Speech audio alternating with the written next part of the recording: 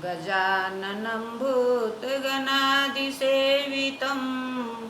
कपित्थजम्बूफलचारुभक्षणम् उमासुतं शोकविनाशकारकं नमामि विघ्नेश्वरपादपङ्कजम्। नमस्कार, मैं काव्य कुमारी, सहायक प्राध्यापक साहित्य, जूथालाल संस्कृत महाविद्यालय मझौलिया, पश्चिम चंपारण। आज शास्त्री प्रतिष्ठा प्रथम खंड के छात्रों के लिए साहित्य दर्पण से विश्वनाथ कविराज की साहित्यिक कृतियाँ बताने जा रही हूँ। विश्वनाथ कविराज का साहित्य दर्पण तो अलंकार शास्त्र के एक प्रसिद्ध ग्रंथ के रूप में प्रसिद्ध ही है, किंतु उनकी और भी कृतियां हैं जिनकी स्मृति साहित्य दर्पण के पृष्ठों पर अंकित है। इन कृतियों में राघव विलास का उल्लेख किया जा चुका है, जो कि संस्कृत भाषा के एक महाकाव्य के रूप में रचा गया था।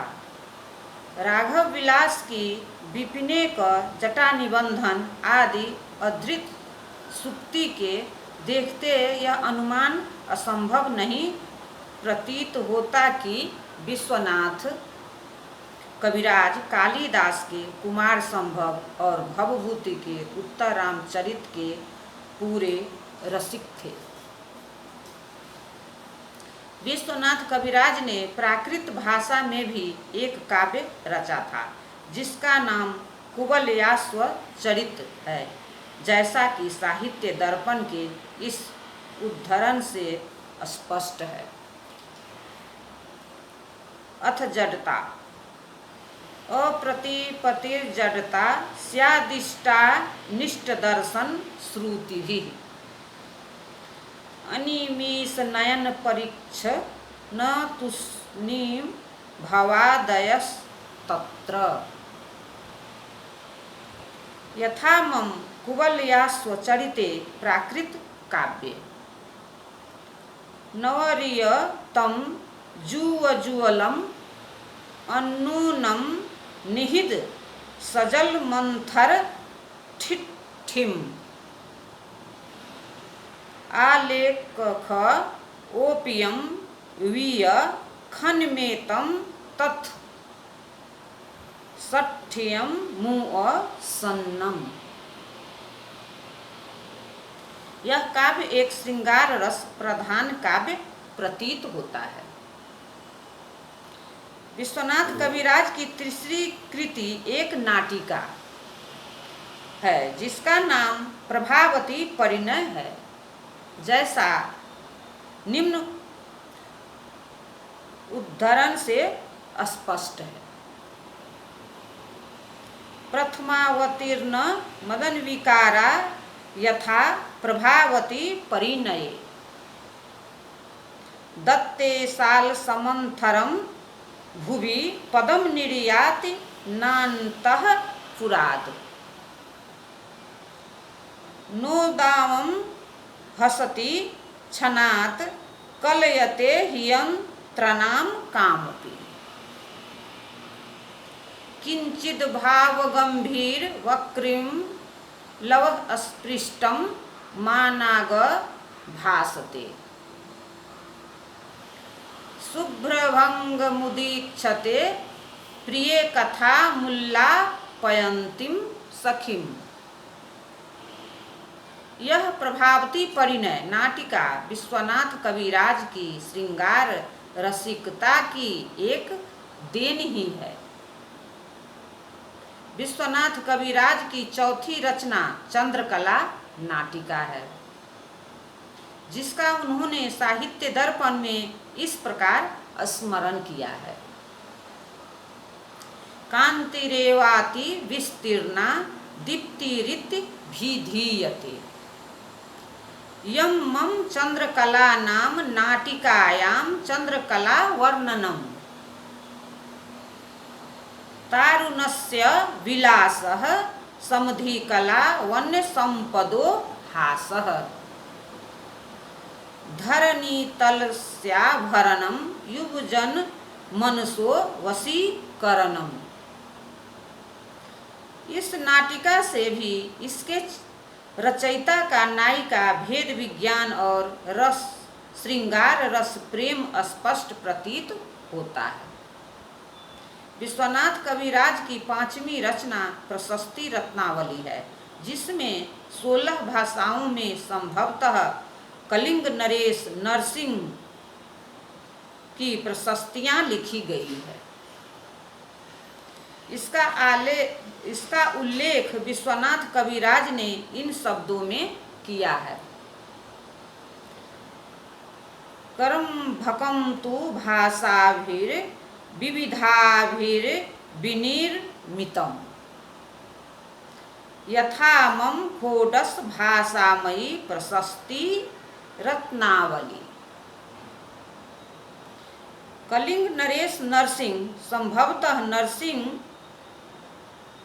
के विजय गौरव गान के रूप में विश्वनाथ कविराज ने नरसिंह विजय नामक काव्य की भी रचना की है, जिसका निर्देश विश्वनाथ कविराज के पुत्र अनंत दास ने साहित्य दर्पण की लोचन नामक अपनी व्याख्या में इन शब्दों में किया है।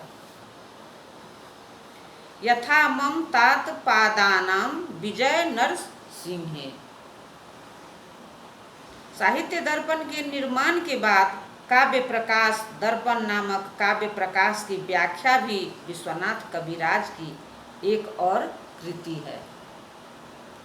इन कृतियों से, जिनमें साहित्य दर्पण और काव्य प्रकाश दर्पण के अतिरिक्त अन्य अप्राप्य है, विश्वनाथ कविराज की साहित्य साधना का संकेत स्पष्ट रूप से मिल जाता है।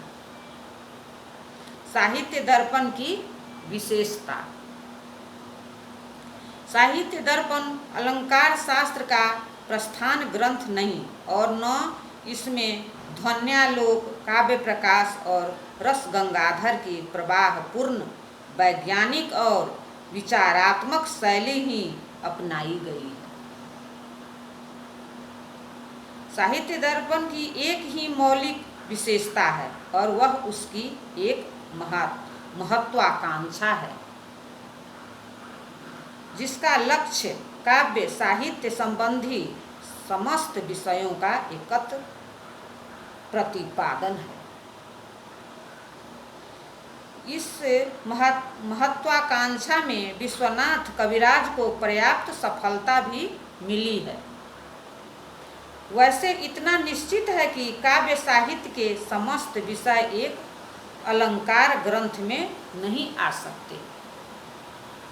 साहित्य दर्पण कोई मौलिक अलंकार ग्रंथ नहीं, क्योंकि आदि से अंत तक इसमें प्राचीन अलंकारिकों की ही मान्यताओं का प्रकाशन है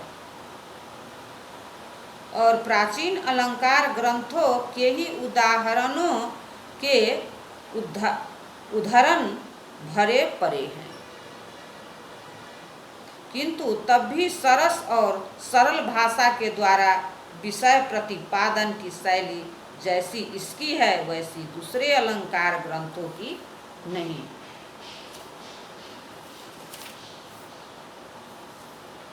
साहित्य दर्पण बड़ा लोकप्रिय अलंकार ग्रंथ है। काव्य प्रकाश की दुरूहता से लोग घबरा जाते हैं, किंतु साहित्य दर्पण अपनी सुबोधता से साधारण काव्य प्रेमी को भी आकृष्ट कर लेता है। यदि साहित्य दर्पण न रचा गया होता तो भारत के पूर्वी प्रांतों के संस्कृत काव्य नाटक प्रेमी नाट्यशास्त्र के विषयों से अपरिचित ही रह जाते। मौलिक न होने पर भी, संग्रह प्रधान होने पर भी साहित्य दर्पण साधारण सहृदय सामाजिक के लिए वस्तुतः साहित्य दर्पण है, जिसमें साहित्य शास्त्र के तत्व प्रतिबिंबित है। साहित्य दर्पण से साहित्य शास्त्र के विषयों का ज्ञान प्राप्त करने के बाद इन विषयों के मौलिक ग्रंथों का अनुशीलन लाभप्रद माना जाया करता है। धन्यवाद।